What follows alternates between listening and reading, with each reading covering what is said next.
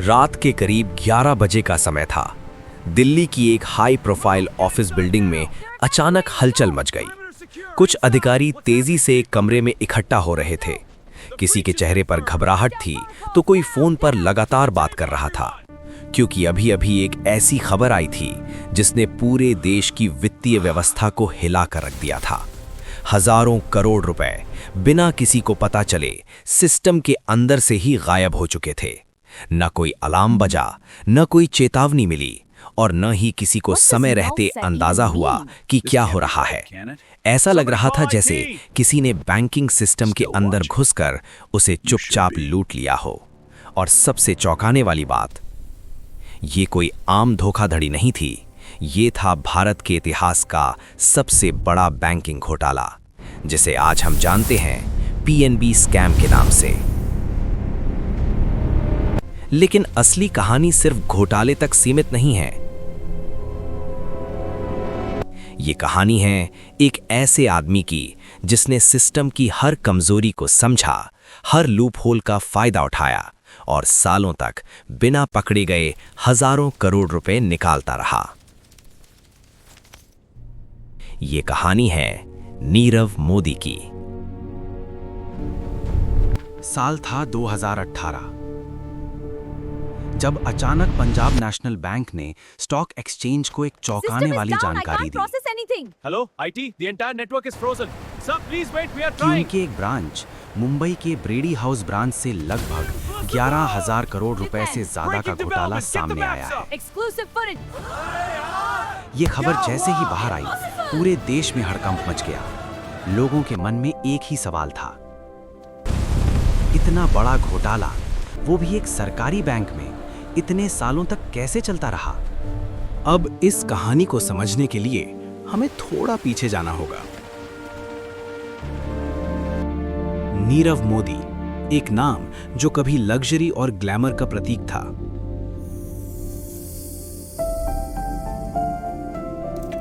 एक सफल jewellery designer जिसके ब्रांड के स्टोर दुनिया के बड़े-बड़े शहरों में थे। उसके ग्राहक थे हॉलीवुड स्टार्स, बड़े बिजनेस टाइकून और इंटरनेशनल सेलिब्रिटीज। सब कुछ परफेक्ट दिखता था, लेकिन इस चमक दमक के पीछे छुपा था एक बहुत बड़ा खेल।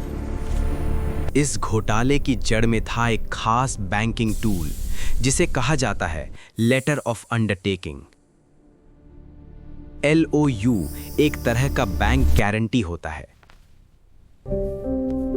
जिसके जरिए कोई भारतीय कंपनी विदेशी बैंकों से कर्ज ले सकती है। सरल भाषा में, अगर कोई कंपनी बाहर से पैसे लेना चाहती है तो भारतीय बैंक उसकी गारंटी देता है। लेकिन यहाँ हुआ क्या? नीरव मोदी और उसके सहयोगियों ने बैंक के कुछ कर्मचारियों के साथ मिलकर फर्जी LOU जारी करवाने शुरू कर दिए। और ये सब कुछ बैंक के मुख्य सिस्टम से बाहर गुप्त तरीके से किया गया। यहाँ एक और महत्वपूर्ण चीज समझना जरूरी है। बैंकों के बीच लेन-देन के लिए एक इंटरनेशनल मैसेजिंग सिस्टम होता है जिसे कहते हैं स्विफ्ट। यह सिस्टम दुनिया भर के बैंकों को जोड़ता है, लेकिन पंजाब नेशनल बैंक की उस ब्रांच में स्विफ्ट सिस्टम और बैंक के कोर सिस्टम के बीच कोई सीधा लिंक नहीं था। और यही सबसे बड़ी कमजोरी बन गई। इस लूप होल का फायदा उठाकर फर्जी LOU जारी किए गए, विदेशी बैंकों से कर्ज लिया गया और वो पैसा धीरे धीरे विभिन्न कंपनियों के जरिए बाहर भेज दिया गया। सब कुछ इतनी सफाई से किया गया कि सालों तक किसी को शक तक नहीं हुआ। ये घोटाला 1-2 साल का नहीं था। ये खेल लगभग 2011 से शुरू हुआ था और 2017 तक लगातार चलता रहा। हर बार नए LOUs, नया कर्ज और पुराना कर्ज चुकाने के लिए फिर से नया पैसा। ये एक तरह का पॉन्जी पैटर्न बन चुका था।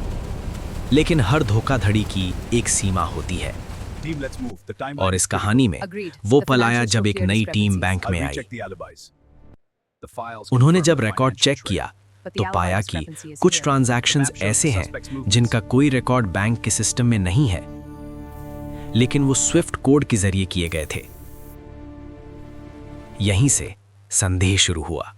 जैसे जैसे जांच आगे बढ़ी, Cross check it with the financials. It should align. The money trail matches. एक एक करके परतें खुलने लगी और सामने आया एक ऐसा जाल जिसमें शामिल थे बैंक के अंदर के लोग, बाहरी कंपनियां और इंटरनेशनल ट्रांजैक्शन नेटवर्क। जब तक मामला पूरी तरह सामने आता, तब तक नीरव मोदी भारत छोड़ चुका था। वो विदेश भाग गया Your और Honors, फिर the शुरू evidence हुई shows a clear एक pattern. लंबी Indeed, कानूनी the map और illustrates the- Our अंतर्राष्ट्रीय jurisdiction must लड़ाई। extend to cover these. Bharat की एजेंसियों ने जैसे कि सीबीआई और ईडी This इस connection to मामले the की warehouse जांच is शुरू crucial. की। I see it now. It let strings confirm line. Let's get a देश warrant. और विदेश में छापेमारी हुई, संपत्तियां जब्त की गईं।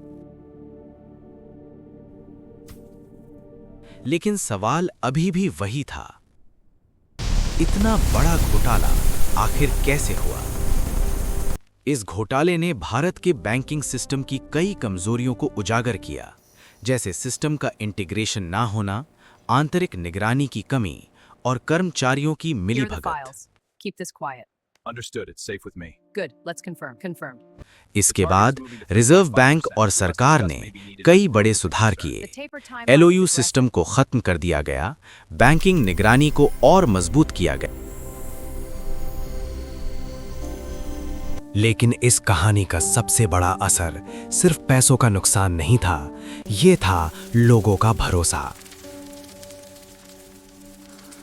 जब एक आम आदमी बैंक में पैसा जमा करता है तो उसे भरोसा होता है कि उसका पैसा सुरक्षित है। The vault door is closing securely. Your assets are now fully protected. लेकिन ऐसे घोटाले उस भरोसे को हिला देते हैं। आज भी नीरव मोदी का मामला The अंतर्राष्ट्रीय evidence shows अदालतों clear में चल रहा violations है। under Article 9 of the Convention. This has implications for all state उसे parties. यूनाइटेड किंगडम में गिरफ्तार किया गया और भारत उसे वापस लाने की कोशिश कर रहा है। लेकिन ये कहानी हमें एक बहुत बड़ा सबक देती है कि सबसे मजबूत दिखने वाला सिस्टम भी अंदर से कमजोर हो सकता है। अगर निगरानी कमजोर हो और लालच हावी हो जाए, तो अगली बार जब आप अपने बैंक अकाउंट को देखें तो एक बार सोचिए उस सिस्टम के बारे में जो आपके पैसे की सुरक्षा करता है, और उन खामियों के बारे में जो कभी-कभी इतिहास का सबसे बड़ा घोटाला बन जाती हैं। कहानी भारत के सबसे बड़े बैंक घोटालों में से एक, जहां पैसा नहीं भरोसा चोरी हुआ था, जिसकी गूंज आज भी सुनाई देती है।